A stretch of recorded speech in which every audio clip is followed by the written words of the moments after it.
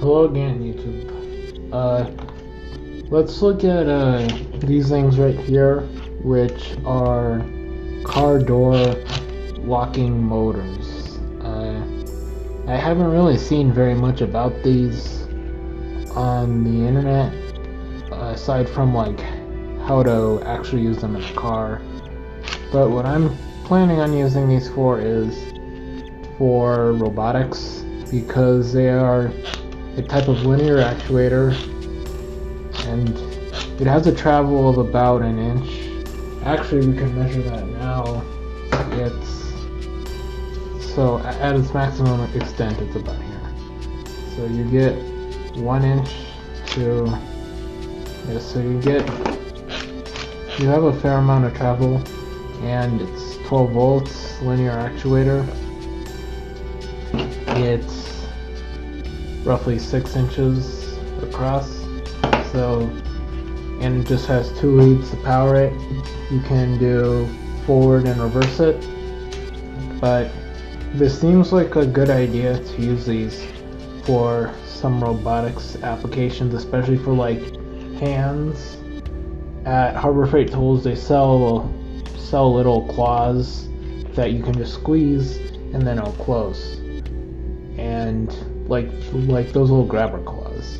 What I'm thinking about doing is that it'd be easy to get one of these motors to power one of those. It could just go like that, and then the hand would close, and like that, and then it would open. So these seem like a pretty good idea to use for a robot, especially since they're only $4 each, and of course the more you buy, the cheaper they are. But here we also have, with this, it has some mounting hardware. As you can see, I have 2 of them. The one's just the same. So with it, most of them have this. It comes with this little mounting plate. I don't really know what this is for, but I guess you could mount it here or something like that. And it also has a push rod. This probably, I'm just guessing, maybe it could go like that. That seems how it would go. And you also get the hardware to screw it in. These are not specifically designed for one model of vehicle which they are to be installed in. They are kind of universal. And you can see they have a little thing that can screw onto this and mount it to the locks. So let's try to get one of these moving and see it in action.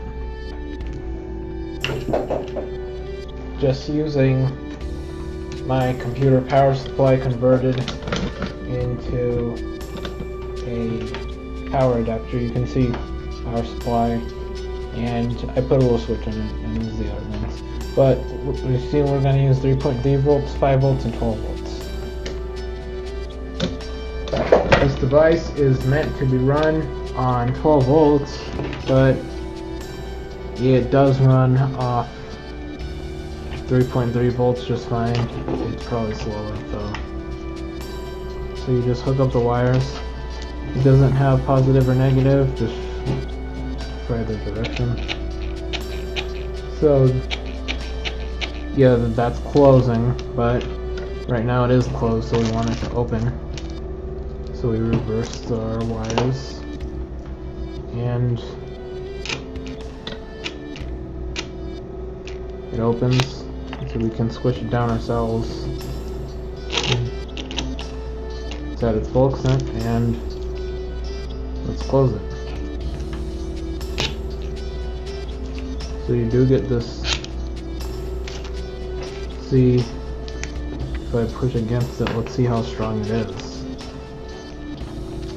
And it's wired again.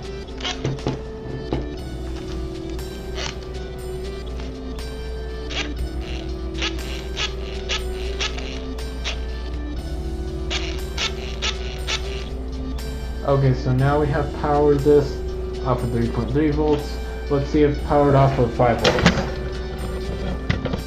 5 volts is probably going to be a more common source of power. I'm not going to have a computer power supply in my robot. I would just have batteries, and they will operate at whatever power they have, and they can be regulated down. Maybe a 5 volt regulator I could have in there. See, this is a bit more powerful one does this. And finally 12 volts, the operating voltage. Switch them around again.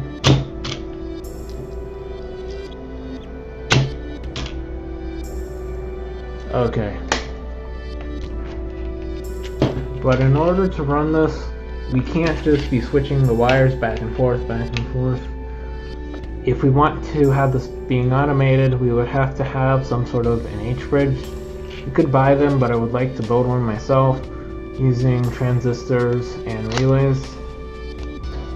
These are meant to lock the doors in a car, so they should be pretty strong. They do make different versions of these. This is the absolute cheapest one that I could find, but I just want to get it to test it out, and maybe this will be on the robot in the future.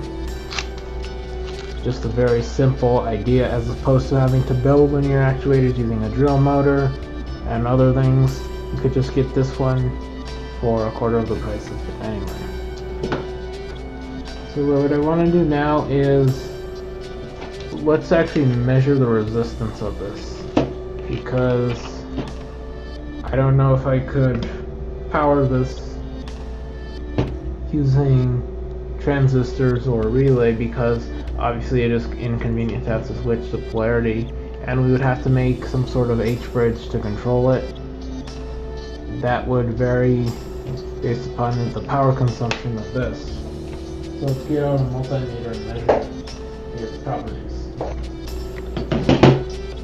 So let's just measure the resistance of this. There is a motor in here, so it should be a resistive load on direct current.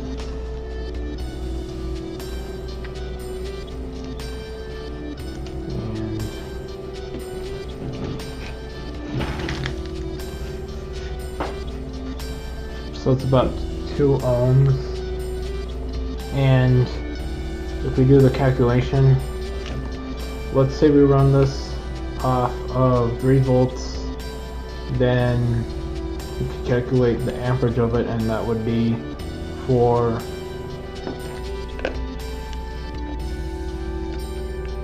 So we know the resistance of this, and what we can do is, with the resistance and the voltage, let's say we provide it, I don't know, 12 volts at maximum.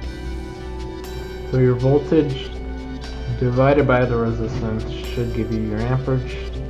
So 12 over 2, that's 6 amps power, which is quite a lot, but we don't need to power by 12 volts, we can power by 3 volts, that's 3 over 2, which is just 1.5 amps.